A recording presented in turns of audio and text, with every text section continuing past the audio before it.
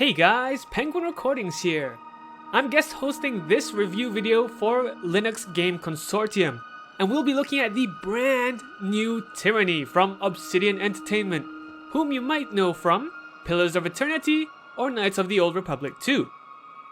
The best part about this is that one of the friendliest Linux publishers out there, Paradox, is behind this title, which means we get a day one release alongside all the other platforms. To note, this entire video was played and recorded with Tyranny running maxed out on Ubuntu.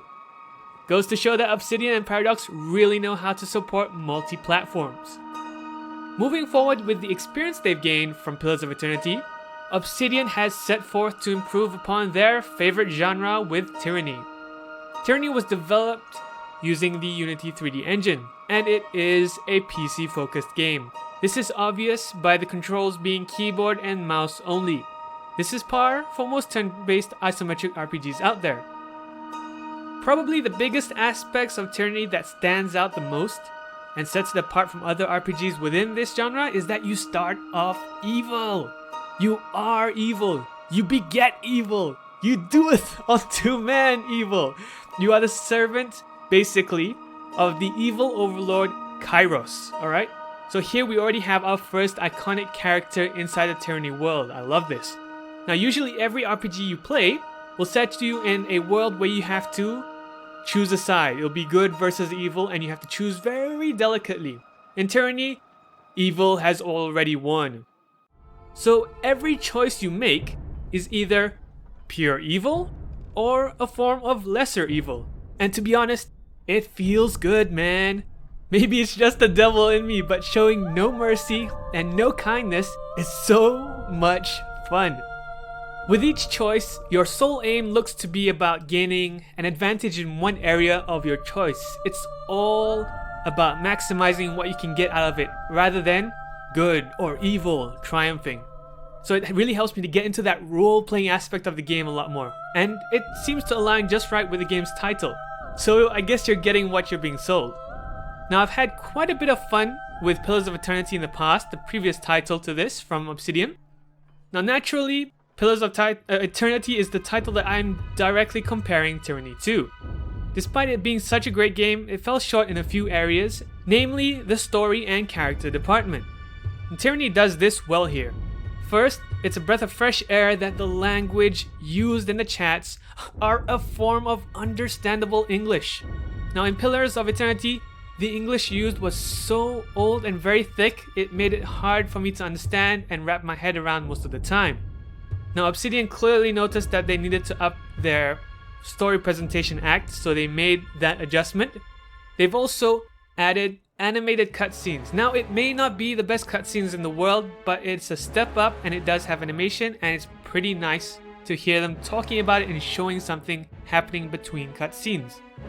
They have clearly defined what's happened to the world, but most importantly, they have created iconic character figures. Alright, you have the Disfavored and you have the Scarlets.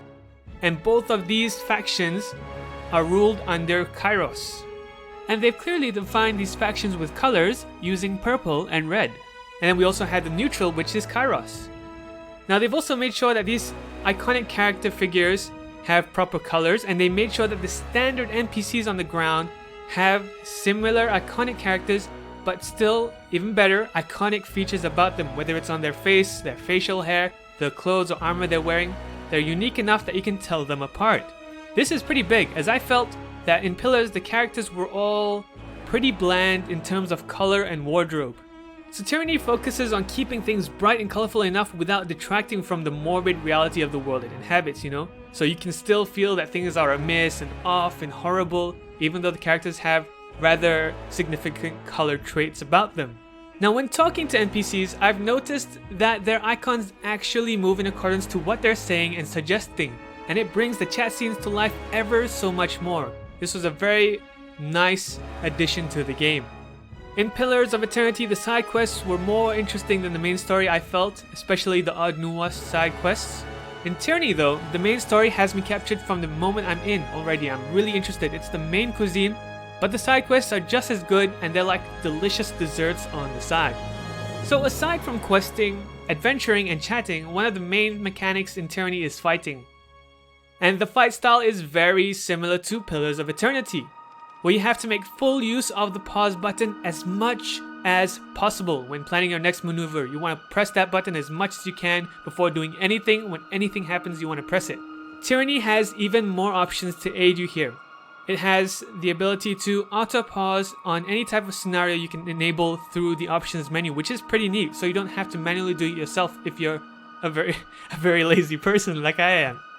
So there is one more cool new feature that is cool to me, at least, when it comes to the fighting scenes, and that is spell creation. So this is something I think a lot of you will really enjoy because it really fits down the RPG genre. It really lets you explore. The basic premise is that you can combine one major sigil and one minor sigil together to form a new type of spell. So you can make a whole bunch of different spells as long as you have the sigils around, and you can give these new spells names and icons to help identify them. So you're not stuck with the typical battle skill arsenal of presets in games of old. Instead, you're able to make your own skill sets, which is pretty cool actually. I really like this feature. With all that said though, Tyranny is not exactly foolproof. Now while I've really enjoyed the art style direction they've taken here, their focus on making the world 3D and making it look as 3D as possible at every corner of the world, it makes the characters, when they walk on the world itself, look kind of separated from the world at times. Sometimes it's just pretty clear, and that is an unfortunate consequence of the art style they're going with, and it does ever so lightly break my immersion. But this may not weigh as heavily on you.